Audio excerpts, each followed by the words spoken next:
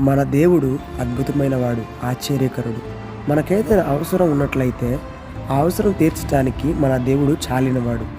మీరు మీ తండ్రిని అడగక మునిపే మీకు అక్కరగా ఉన్నవేవో ఆయనకు తెలియను అని వాక్యం సెలవిస్తూ ఉంది. ప్రియమిత్రమా, నీ జీవితంలో నీకేం కావాలో నీ తండ్రికి ముందుగానే తెలుసు.